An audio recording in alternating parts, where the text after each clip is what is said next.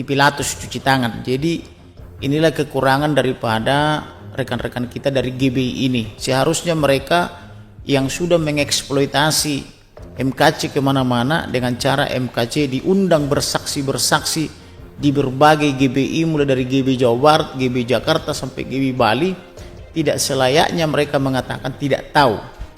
Lalu mereka cuci tangan lagi dengan mengatakan bahwa Insinyur Niko atau pimpinan GBI lokal telah menasihati MKC supaya tidak berkata-kata seperti yang di YouTube. Nah, ini berbanding terbalik dengan cara mereka mengundang MKC ke semua GBI yang disebutkan tadi. Ada di Cempaka Putih, ada di Cinere, ada di Mall, ada di Cikarang, ada di Tambun, dan di mana-mana. Jadi lalu yang dinasihati supaya tidak berkata-kata yang mana? Nah, lalu kenapa kalau potensi MKC ini ada melanggar hukum, kok diundang-undang hingga 2021? Faktanya 2021 di bulan Januari MKC ini masih diundang bersaksi-bersaksi di GBI Bukit Sion Bali. 2020 juga masih di GBI lainnya. Apalagi 2019 mereka masih dua bersama, masih ada kartu dopengnya dua pengerja. Tetapi ketika datang polisi dan jaksa, mereka langsung ketakutan mengatakan, oh, MKC sudah kami pecat tahun 2018 di bulan November, memecatnya melalui telepon. Ini administrasi macam apa yang seperti ini, memecat orang pakai lewat telepon. Tetapi yang dipecat merasa tidak dipecat dan merasa tidak terima telepon itu. Nah, sedangkan MKC mengatakan kami di 2018, 2019, 2020 hingga 2021 masih bersama-sama. Memang setelah COVID tidak ada lagi tatap muka atau offline, tetapi saya masih diundang ke sana kemari bersaksi, kan begitu. Berarti kan teman-teman kita di GBI surkali mendengar kesaksian MKC ini, makanya diundang kemana-mana. Kalau istilah media itu surkali, maksudnya mantap kali gitu loh. Jadi janganlah seperti itu sikap kita. Ini baru di dunia loh, yang datang baru polisi. Polisi itu kan pelindung pelayan masyarakat. Kenapa sih langsung berubah? Akui saja lah, memang MKC itu kesaksiannya sur di hati para jemaat dan kami undang ke semua GBI untuk bersaksi-bersaksi, kan begitu. Jangan bilang setelah didatangi polisi, sudah lama kami pecat itu, dan sudah lama kami tegur. Itu kan sikap tidak gentleman menurut saya ya. Makanya saya tadi agak emosional memeriksa dua orang yang mengaku pendeta itu. Satu mengaku pendeta muda yang lulus SMA dan tidak pernah belajar teologi, satu mengaku pendeta lulusan S2 tetapi mengaku bagian administrasi tetapi tidak melengkapi administrasi apapun. Itu tadi yang membuat saya agak sedikit emosional, karena menurut saya, sampai saya katakan tadi, saya tidak takut sama jaksa dan hakim ini. Saya takut kepada Tuhan, siapapun tidak saya takuti. Kenapa harus berubah? Maka saya minta tadi supaya Insinyur Niko juga selaku pimpinan GBI gereja lokal harus didatangkan ke sini untuk bertanggung jawab. Tunjukkan saudara sebagai bapak. Jangan lari, jangan jadi pemimpin upahan. Jangan jadi gembala yang seperti itu. Harus bertanggung jawab. Harusnya Insinyur Niko sebagai gembala, sebagai ketua GBI lokal, yang mereka sebut-sebut tadi GBI pusat, makanya saya koreksi tadi itu GBI lokal. Karena pusatnya itu kan di Rawasari, di Dwi Masana, kan Dwi Plaza itu kan. Harusnya datang bertanggung jawab, pasang badan. Oh iya Pak, kami yang memprovokasi dia untuk bersaksi kemana-mana. Kalau kesaksiannya itu tidak laku, tidak mungkin MKC diundang ke sana kemari, pindah-pindah bersaksi.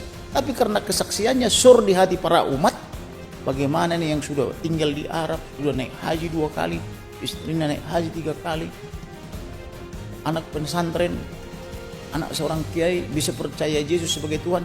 Karena ini sur di hati mereka, makanya diundang terus. Tapi jangan ketika dipanggil polisi tiba-tiba cuci tangan dengan mengatakan, oh sudah lama kami pecat gitu. Tapi faktanya mereka bersama terus, kan? Itu saja.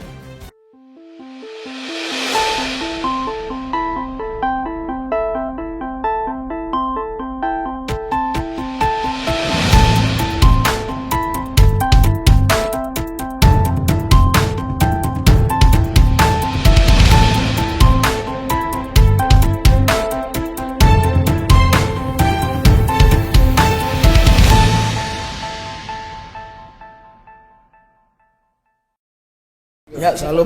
Ya, tadi ya, ada 2 pendeta tadi yang menjadi saksi. Robi Tenggala sama Royke. Royke, ya. Tadi dalam persidangan yang Ya. saya ingat pertama, Iya. pendeta itu ya mengatakan bahwa Pak Muhammad KC ini tidak pernah menyerahkan surat-surat administrasi untuk menjadi pekerja atau pelayan di GBI. Kalau nggak salah Pak Waweko pendeta. Ya, jadi menurut saya itu tidak benar. Apalagi yang datang bersaksi ini kan bagian administrasi. Jadi kalau ada bagian administrasi, tentulah administrasi atau pembukuan harus dibereskan. Jadi kalau dia mengaku bagian administrasi tapi tidak, Martin diam dulu. Nah, tetapi dia mengatakan bahwa Muhammad KC ini tidak mendaftarkan apapun, baik KTP, kartu keluarga maupun surat baptisnya, sehingga mereka menjadi tidak tahu agamanya apa. Menurut saya ini siasat untuk untuk cuci tangan. Ini adalah seperti hakim yang menghakimi Yesus dulu cuci tangan. Seperti Pilatus cuci tangan. Jadi inilah kekurangan daripada rekan-rekan kita dari GBI ini. Seharusnya mereka yang sudah mengeksploitasi MKC kemana-mana dengan cara MKC diundang bersaksi-bersaksi di berbagai GBI, mulai dari GBI Jawa Barat, GBI Jakarta sampai GBI Bali. Tidak selayaknya mereka mengatakan tidak tahu. Lalu mereka cuci tangan lagi dengan mengatakan bahwa Insinyur Niko atau pimpinan GBI lokal telah menasihati MKC supaya tidak berkata-kata seperti yang di YouTube. Nah, ini berbanding terbalik dengan cara mereka mengundang MKC ke semua GBI yang disebutkan tadi. Ada di Cempaka Putih, ada di Cinere, ada di Mall, ada di Cikarang, ada di Tambun, dan di mana-mana. Jadi, lalu yang dinasihati supaya tidak berkata-kata yang mana? Nah, lalu kenapa kalau potensi MKC ini ada melanggar hukum, kok diundang-undang hingga 2021? Faktanya 2021 di bulan Januari MKC ini masih diundang bersaksi-bersaksi di GBI Bukit Sion Bali. 2020 juga masih di GBI lainnya. Apalagi 2019 mereka masih dua bersama, masih ada kartu dopengnya, dua pengerja.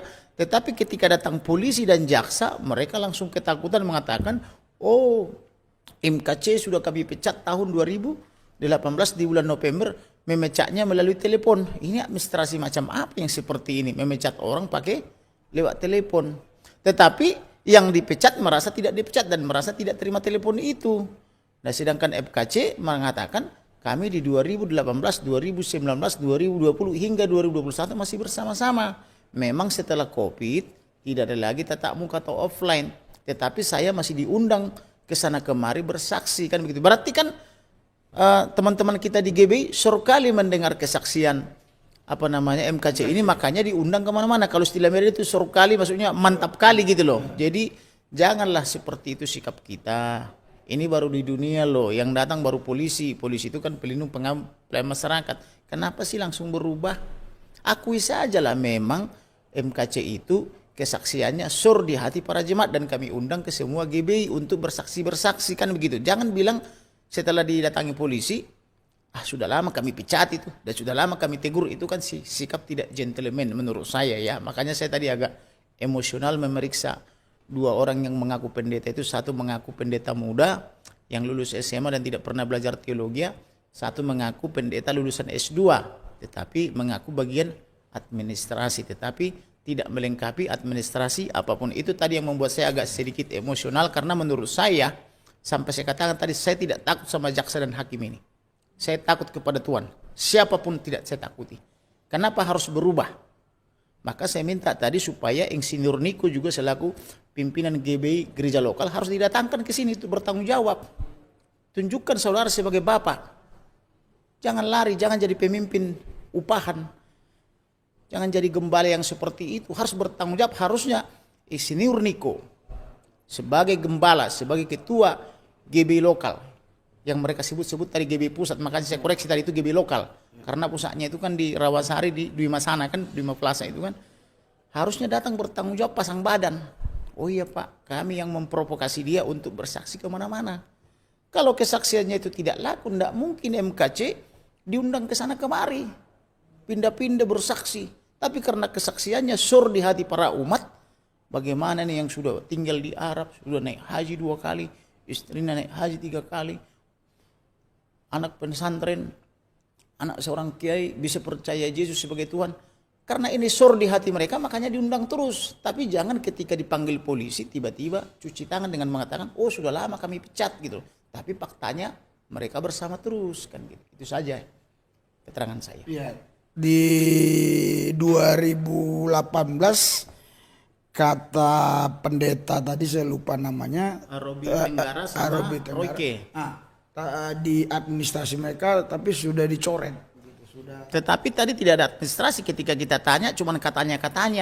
Kata siapa? Kata stafnya lagi katanya kan. Jadi dia mengaku awalnya bagian administrasi. Tetapi setelah kita tanya ada nggak daftar hadirnya? Bisa nggak dibuktikan daftar hadirnya bahwa dia tidak lagi hadir 2018, 19, 20? Tidak bisa ditunjukkan. Oke, kamu periksa nggak di pusat, karena menurut dia kan kartu dopeng itu adalah kartu akses supaya dia bisa akses masuk ke Sentul. Nah, dia tidak bisa juga tunjukkan. Maka saya bilang karena model kesaksiannya seperti ini dan ini menyangkut kebenaran material, maka yang harusnya dipanggil ke persidangan ini adalah gembalanya, yaitu Bapak Pendeta Insinyur Niko. Dialah yang harus pasang badan di sini untuk menjelaskan itu, apa yang sebenarnya terjadi dan kenapa MKC ini bisa diundang ke seluruh GB-GB lainnya, padahal dia ini kan tidak tahu GBI. Siapa ini sama namanya? Muhammad KC ini. Sehingga dia bisa tahu GB-GB lain, ada GB Cempaka Putih, ada GB Tangerang, ada GB Bali, ada di apa itu? Di Cilacap, di Hotel Paradise gitu ya. Dari mana dia tahu? Berarti kan diundang. Saya saja misalnya kalau disuruh saya menjelaskan di mana-mana saja, misalnya tempat suci daripada saudara-saudara kita umat yang lain, apa itu Hindu, Buddha atau Muslim, saya tidak tahu. Tapi kalau diundang saya bisa menjadi tahu toh. Ya. Begitu logikanya. Gimana Pak tadi pendapat Bapak tentang penuaian jiwa-jiwa, ada tadi saya dengar. Oh, ya, jadi kan gini Pak, saya ini kan walaupun jemaat AKBP ya, tapi suka beribadah di tempat lain ya Pak. Seingat saya dari tahun 2010 itu orang yang bernama Pendeta Niko Nyotoro Harjo pada setiap kesempatan ibadah selalu ada sesi khusus menyanyi dan juga menyampaikan firman. Nah, semenjak saya ibadah sesekali ya, dalam waktu kurun 10 tahun ya, terkadang saya ibadah di GBI, itu selalu tidak pernah lupa beliau menyatakan bahwa saatnya penuaian jiwa besar-besaran. Maka pekerja dan jemaat GBI wajib melakukan penginjilan dan menuai jiwa-jiwa, karena tuaian banyak, tapi yang menuai sedikit. Nah ini sejalan dengan saya lupa antara tahun 2013 atau 2014 itu ada momen penerimaan obor kalau nggak salah pada satu ya. Dan obornya ini adalah obor penginjilan dibawa keliling Indonesia. Nah di situ diharapkan bahwa semangat penginjilan itu tetap dilakukan sehingga banyak yang mengenal Yesus Kristus adalah sebagai juru selamat. Nah tadi saya tanyakan kepada saksi ya, Pak Robi dan siapa namanya tadi? Satu lagi, Royke Rambing ya. Berdasarkan pengakuan dari terdakwa ya, klien kita, beliau ini terinspirasi oleh perkataannya Bapak Niko. Nah, terlepas dari metode yang disampaikan oleh saudara kita dan klien kita ini Pak KC sedang dalam pemeriksaan ya, bersalah atau tidak, tapi apa yang dilakukan ini terinspirasi dari ajakan untuk menuai jiwa secara besar-besaran. Nah, yang jadi permasalahan adalah kenapa lepas tangan? Kenapa justru mengatakan bahwa MKJ sudah dipecat secara lisan? Ini apa? Apakah ini seperti Pontius Pilatus kan ketika mengadili Tuhan Yesus Kristus waktu datang sebagai manusia ya, untuk ya memang sudah digenapi bahwa dia harus meninggal ataupun disalibkan di atas salib, tapi perilaku manusia itu mirip sekali dengan apa yang dilakukan oleh teman-teman ini gitu loh. Itu mungkin Pak. Iya, yang saya tahu, yang saya dengar banyak orang-orang yang dulu nggak percaya Tuhan. Saya tidak perlu sebut agama-agama, tapi lewat kesaksian Pak Muhammad KC itu ada puluhan orang lah minimal yang terima Yesus bahkan dibaptis, dan di YouTube ada itu seorang wanita yang mengaku karena dengar Muhammad KC dia percaya Yesus, dia orang dari agama seberang gitu ya, agama Islam. Apakah ini tidak termasuk penuaian jiwa? Ya pasti Pak, ini kan berarti output dari penginjilan Pak. Karena di masing-masing ajaran Kristen dan Islam itu menyarankan untuk melakukan dakwah ataupun penginjilan. Ya. Nah, namun hukum positif di negara kita ini tidak melarang ya orang untuk pindah agama. Tidak dilarang. Pasal 29 ayat 1 dan ayat 2 itu negara berdasarkan ketuhanan dan setiap warga negara bebas memeluk keyakinan sesuai dengan yang diyakini. Nah, yang jadi masalah adalah jika dalam metode dakwah tersebut atau penginjilan itu ada iming-iming ya. Nah, namun kalau misalkan penyampaian Pak KC melalui YouTube ini ditonton oleh orang lain yang kebetulan berbeda agama dan tiba-tiba dia convert atau berubah, ya itu menurut saya bukan iming-iming. Karena orang bebas untuk memilih apa yang ditonton. Ya, seperti saya. Saya tidak suka konten kekerasan. Ya sudah, saya tidak akan menonton konten kekerasan. Nah, kalau saya suka konten mengenai kekristenan atau konten mengenai perbandingan agama, saya akan pilih konten mengenai kekristenan dan perbandingan agama. Nah, ini yang mungkin dicari oleh teman-teman yang akhirnya memutuskan untuk berpindah agama gitu loh. Pasti kan ada dorongan dari orang ini sendiri kan, kenapa dia mau menonton konten dari Bapak Muhammad KC, atau mungkin YouTube yang menyarankan, atau memang dia yang mencari, itu kan kita belum tahu. Nah, tapi faktanya setelah ditonton ternyata ada perubahan paradigma yang akhirnya mengakibatkan si penonton ini menerima Yesus Kristus. Dan itu menurut saya pribadi itu metode penginjilan. Nah, inilah yang saya bilang tadi, menurut kesaksian dari klien kita, terinspirasi atas perkataan dari Bapak Niko Noto Harjo bahwa saatnya setiap jemaat dan pekerja adalah bertanggung jawab untuk melakukan penuaian jiwa secara besar-besaran. Gitu loh Pak. Itu mungkin masih bisa tambahkan. Sama satu lagi Pak. Satu lagi. Tadi kan disampaikan bahwa Pak KC itu diberikan sanksi, ya, atau ditegur ya. Nah, cuman tadi yang disampaikan oleh rekan kita Bapak Kamarudin Simanjuntak, ternyata banyak di bawah sinode GBI Pak Niko yang justru mengundang beliau, maksud saya terdakwa Pak KC ini untuk melakukan kesaksian ya. Nah, yang jadi permasalahan, ya, memang kan kalau GBI itu kan di setiap cabang, setahu saya memang dia punya kewenangan sendiri ya, tapi tetap menginduk Pak.